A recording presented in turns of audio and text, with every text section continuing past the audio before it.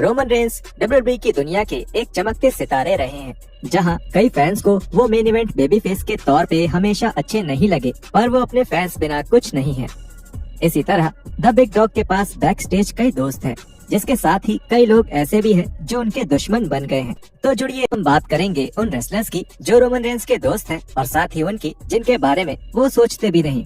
Randy Orton बाकी WWE superstars को गुस्सा दिलाने के लिए मशहूर है और उन पर कई आरोप लगे हैं, जिनमें डब्ल्यूडब्ल्यूई के एम्प्लॉयज और फीमेल रेसलर्स को हैरेस करने का भी आरोप शामिल है। रेंस ने जब सिंगल रेसलर के तौर पर तेजी से आगे बढ़ना शुरू किया, तब उनको एक प्रोग्राम में रैंडी के खिलाफ रखा गया था। रेंस ने उनके मैचेस की क्वालिटी को लेकर ऑर्टन के साथ लड़ाई की थी और रेंस को ये शिकायत थी कि ऑर्टन के पुराने स्टाइल की वजह से मैचेस बोरिंग हो रहे हैं। जब इन मैचेस को देखने वाले फैंस ने भी नेगेटिव रिएक्शंस दिए, तब ये खबर आई थी कि ऑर्टन को बाकी डब्ल्यूडब्ल्यूई सुपरस्टार से भी आलोचना मिलने लगी, जिनको भी ये लग रहा था कि वो अपने स्टाइल से रेंस का पुश बिगाड़ रहे हैं, और वो भी शायद जानबूझ के। रेंस और ऑर्टन के झगड़े की शुरुआत शायद तब से ही हो गई थी जब डब्ल्यूडब्ल्यूई में शील्ड के शुरुआत के दिन थे, जहां रेंस और ऑर्टन के बीच एक स्पॉट को लेकर खतरनाक बहस हुई और पुराने डब्ल्यूडब्ल्यूई राइटर कोर्ट बावर ने कहा कि शील्ड अपने गिमिक को कुछ ज्यादा ही सीरियसली ले रहे थे।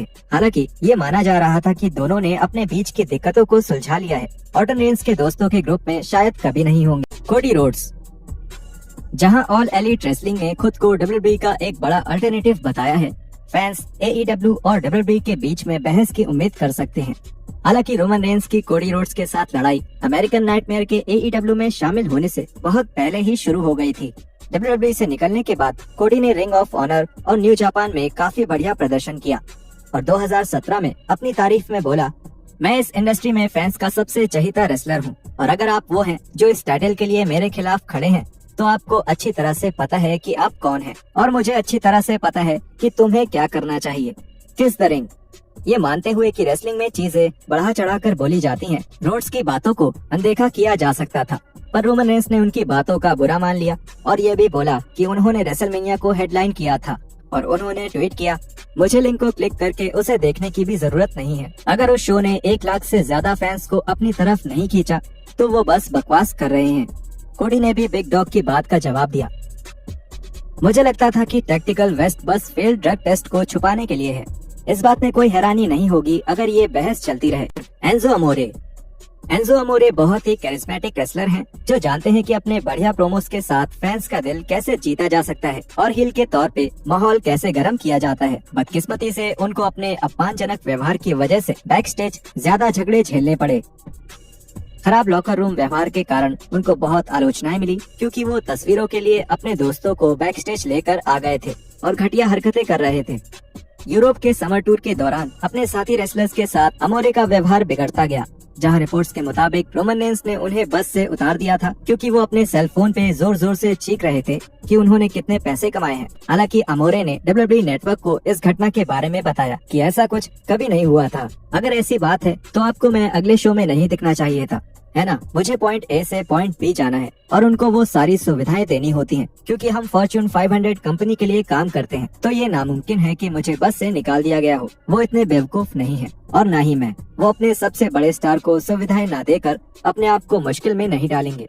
अगर मैं पॉइंट ए से पॉइंट बी तक बस में नहीं जाऊंगा तो कैसे जाऊंगा? आप मुझे किसी जगह से कैसे निकाल सकते हैं? आप मुझे उस जगह से भी नहीं निकाल सकते जहां मैं खुद नहीं रहना चाहता। हालांकि रेंस ने इस घटना के बारे में कुछ नहीं बोला, पर उन्होंने लॉकर रूम लीडर के तौर पर ये कहा कि मैं जो बोलता हूँ वो मैं करता हूँ। अगर मैंने एक बात बोल दी तो वो होगी। अगर तुम्हें गुस्सा झेलना पड़ा तो एक लॉकर रूम लीडर यही करता है, वो बाकी सब के लिए आवाज उठाता है। बहुत मुश्किल होता है जब कंपनी में इतने सारे खिलाड़ी हो। मैं अकेला इंसान नहीं हूँ जो खुल के बोल रहा हूँ, पर इस बिजनेस से पहले मैं जैसा इंसान हूँ, अगर कुछ गलत होगा तो मैं जरूर बोलूंगा। और आज जो मैं इंडस्ट्री में हूँ, मैं लॉकर रूम का लीडर हूँ। Kenny Omega. Internet wrestling community को कई बार इंडी मेगा स्टार्स के फैंस जैसे कि यंग बक्स या कोडी रोड्स को डब्ल्यूडब्ल्यूई सुपरस्टार्स के साथ कंपेयर करने में मुश्किल होती है, कि जो कि आमतौर पर कहीं ज्यादा दर्शकों को आकर्षित करते हैं। फिर भी हम बुलेट क्लब मेंबर जैसे केनी ओमेगा की लोकप्रियता को नकार नहीं सकते, जब वो खुद अपनी मर्चेंडाइज बनाते हैं और ऑल इन जैसे शोज के साथ इंडी सीन को बदल देते हैं।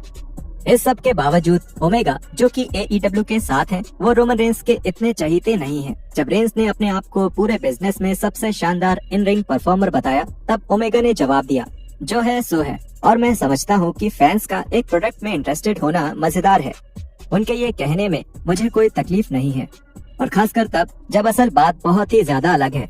खुद के घोषित किए हुए बेस्ट बाउट मशीन ने रेंस की कमेंट्स को खारिज कर दिया और उन्होंने रेंस की मदद से अपने जापानीज ओपोनेंट हिरोशी तानाहाशी को उल्टा कॉम्प्लीमेंट दिया और रेंस के साथ उनकी तुलना कर दी। जब तानाहाशी का मैच खत्म होता है तो आप उसे तुरंत भूल जाते हैं। मुझे ऐसे मैचेस चाहिए जो हमेशा याद रहें, 24 घंटे से ज्यादा, एक हफ्ते से ज्यादा। आपको क्यों लगता है सब मुझे बेस्ट बाउट मशीन क्यों कहते हैं? इसलिए नहीं कि मैं रेसलिंग में सबसे बढ़िया एथलीट हूँ, ये इसलिए क्योंकि मैं भावनाएं लाता हूँ और यादें बनाता हूँ, और क्योंकि तानाहाशी ऐसा कभी नहीं कर सकते।